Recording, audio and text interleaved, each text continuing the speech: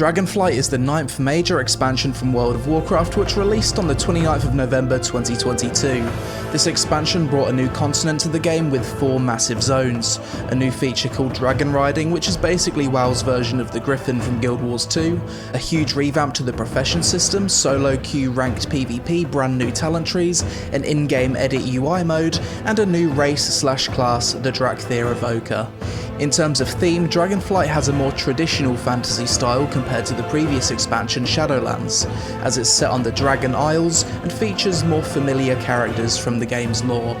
For many people, including myself, the biggest appeal to returning to WoW for Dragonflight was the shift in design philosophy to make the game much more alt-friendly.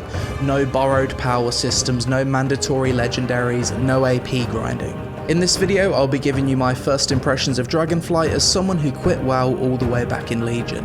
Will this be the expansion that brings me back? Find out after sponsor. Albion Online is one of the best sandbox MMORPGs out right now, and it's also a game I've covered on the channel numerous times throughout the years, with me personally ranking it in the A tier for my end of 2021 MMO tier list. Albion has just dropped a massive new update called Beyond the Veil, which brings with it a new magical realm to explore known as the Mists. This area is designed exclusively for solo and duo players looking for a challenge in an unpredictable zone without the possibility of getting killed by Zergs. The Mists offers a range of both PvP and PvE content, a brand new city, Brazilian, which has no fixed location, Mists player islands, as well as fantastical new monsters, 3 new armor sets, new abilities, a rework to the Roads of Avalon, new pristine resources, and quality of life updates to the guild system. The thing I personally love about Albion Online is that it's designed in a way so that every update adds to the game whilst not making old content irrelevant. It doesn't matter if you're a solo player, a Zerg player, or just want to chill with a handful of friends. The game has multiple types of content for everyone, and I'll likely be revisiting Albion in the future soon to check out the new update for myself. Click the link in the description below to join the highly social, living, breathing sandbox world of Albion Online today.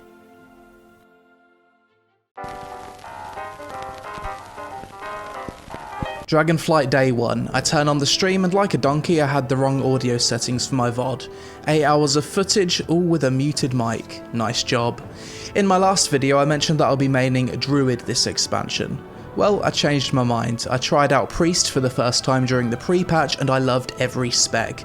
Also, as a Blood Elf female, the slutmog potential was a defining factor.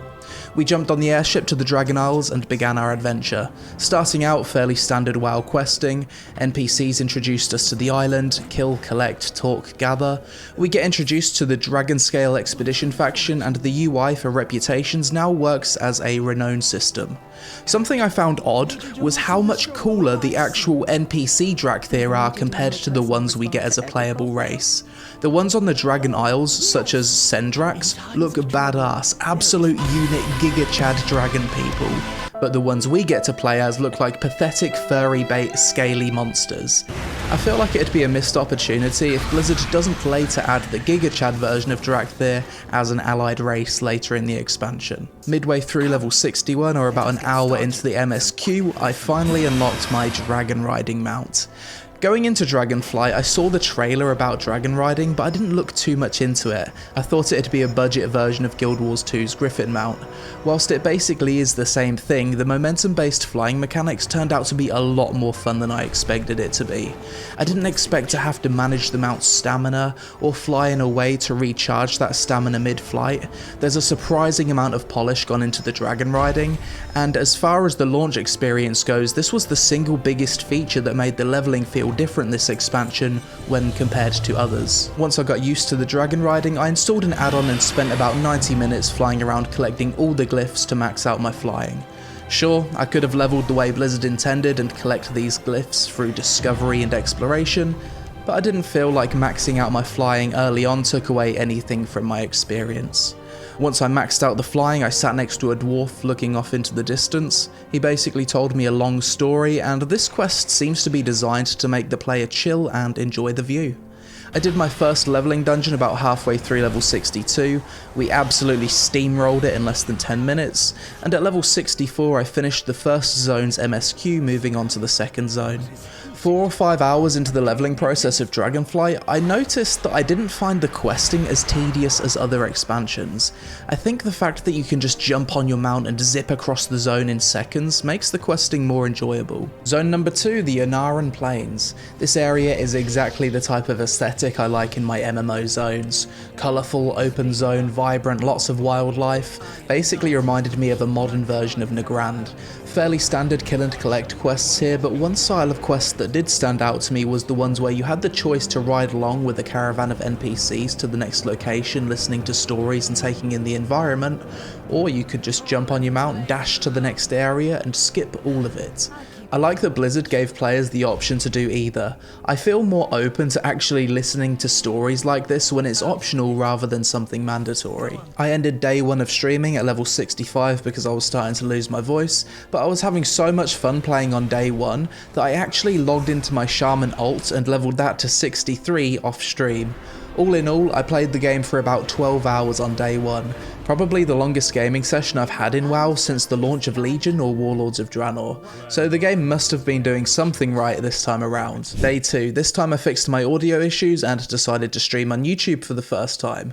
I basically just followed the MSQ from 65 to 70. Just questing feels so fast now because since I unlocked all of the dragon glyphs, I'm just zipping from spot to spot like within seconds. So far my pre-patch gear has just been carrying me. I'll show you guys my, probably my most rare mount, and this was gifted to me on maybe like my first few live streams ever. This mount's probably worth a lot of money. Back when I first got it, it was worth like $400. But that was years ago. That was back in Warlords of Draenor or Mists of Pandaria. The Magic Rooster. Is this a rare mount now? Maybe they're going to give this away at the next Twitch drop. Few grand. Wow. Yeah, a viewer gave it to me when I first started streaming. I still remember his name, Murtog. What's this? Another dragon riding mount. I didn't know you get like different ones like this. I wonder if each zone has its own dragon riding mount. Okay, let's try the new dragon. Yeah, I like him. He's got a much shorter wingspan. So soon we should be, yes, we're now off to the new zone, the Azur Span. And this zone, if I remember from flying over it, it looks a lot like the Grizzly Hills. So I'm looking forward to questing in this one. Level 66, nice. Cozy colours, forest. Looks like we're about to enter a modern version of Grizzly Hills. Actually not bad. The game doesn't look too horrible, like graphically. It's still got like a good style to it. Definitely enjoying the visuals of this expansion more than the previous two. Okay, let's go check out the next zone, the Azur Span. It's quite interesting, like in previous expansions, if the game told me I'd need to get from here all the way over here, I'd be like, oh, it's going to take so long. Why is it making me travel so far? But in this expansion, like traveling is active gameplay rather than numlock in one direction. So it doesn't really feel too bad. It takes like a quarter of the time as before. Something I wish you could do with the dragon riding is like fly upside down, like do a loop.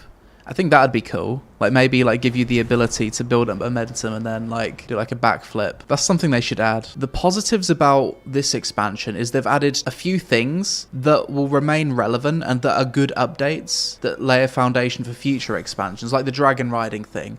There's no way the next expansion can't have dragon riding. You can't allow people to have this much fun with mounts and then take it away. There's a lot of like good things that they've added with this expansion that will be relevant good things that will continue on into the next expansion. Whereas in previous expansions, they didn't really add stuff like that. I like that all of my, that every quest's like giving me upgrades now. Finally passed the pre-patch gear. 101k health, let's go. I see like groups of NPCs. Throw mail. The hero of Azeroth defeated Sargeras, defeated the jailer, and now I'm a male boy. We certainly fell off, didn't we? Oh, level 67. See if we've unlocked something substantial. I really love this new talent tree. Okay, let's go with this one. Go this direction. Oh, this is a cool mount. We're all standing on a book. Oh, I get to control it now. Okay.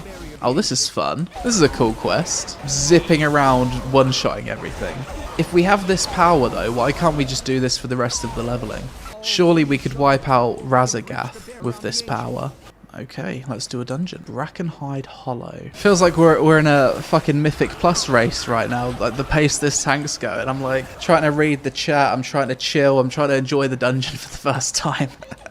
Apparently not. I guess sometimes as the healer, you need to adapt to the tank. It's one of those situations. I think we got a decent amount of XP for that. Any upgrades? No. Oh, so even though I maxed out my dragon riding, I'm still unlocking new dragon riding abilities through the actual MSQ. That's cool. Level 68. I'm in desperate need of another coffee. 2 levels to go. The Highland Drake. Okay, this is my favourite looking Drake. He looks cute, doesn't he? Dragon customization. I've unlocked a lot of new things. Yeah, that's cool. So for this one, I need Gladiator PvP rank for Dragonflight, and I unlock that. That's probably like the coolest looking dragon you can possibly get in the game. It's going to be fun to collect all of this stuff throughout the expansion. Okay, on to the final zone. Oh, level 69. Nice. At level 69, I got to do one of the coolest quests I've seen from Blizzard in years. It basically mindfucks you by showing you the intro cutscene of your race from level 1. Then you're getting teleported through time to various locations in the world, Silvermoon, Dragonblight, where half the mobs were half Deathwing, half Murloc, and finally we got to see an alternate future where the old gods took over. Really cool quest with a great cutscene at the end. Aside from that, another style of quest I enjoyed during the leveling of Dragonflight was the dragon racing quests. It's basically Spyro the Dragon. Fly through the rings and you get a time rating from bronze to gold depending on how fast you finish the course. Each zone has like 6 or 7 courses, and I loved doing these as a way to break up the kill and collect, with some of them actually being a little bit challenging. Oh, level 70, there it is, ding! It's been quite an enjoyable leveling experience compared to previous expansions. Not been too painful at all. Once I hit level 70, I continued playing WoW off stream, and after 4 days of very casual play since the expansion launched, I'd cleared all of the Mythic 0 dungeons, had a full set of PvP gear on the Priest, and was basically just chilling and farming transmogs. I've seen some people who were complaining that they were basically done with everything after only 2 or 3 days.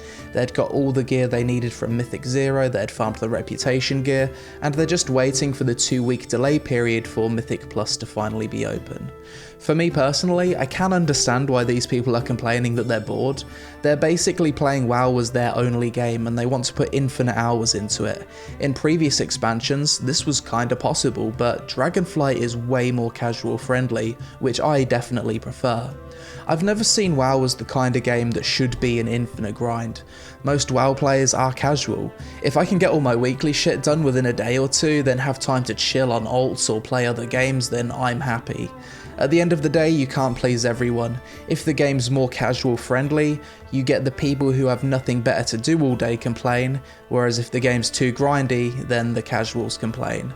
For me, after 3 expansions of the game being super alt unfriendly, Dragonflight so far is a breath of fresh air.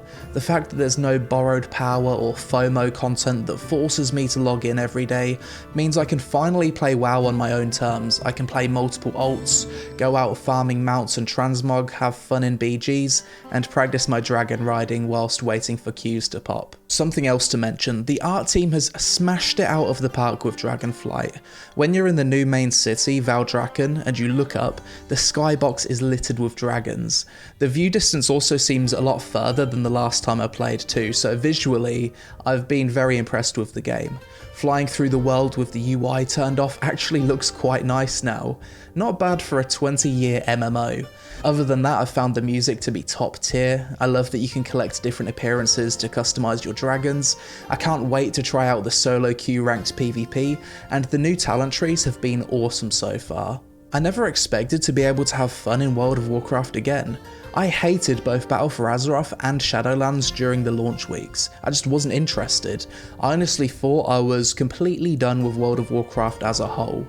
And whilst it's definitely too soon to say if Dragonflight has brought me back to stick around, I already feel like I've gotten my money's worth with a solid 40 hours of enjoyment in the first week. I put out a tweet a few days ago saying that after 5 days I'm still having fun with WoW, and I got a lot of replies along the lines of, "Let's see how it is in a few weeks," or "I'm waiting for a few patches to jump in once the honeymoon period is over." With MMOs, especially theme park MMOs like WoW, where the game is only really as big as its latest content patch, I don't really see the benefit of waiting for future updates before jumping into the game. I feel like that approach causes you to miss out on all of the fun stuff. MMOs are always fun either at launch or at the start of a big update. Everyone running around the world, doing stuff together, learning new bosses, figuring out the best way to gear up, and so on.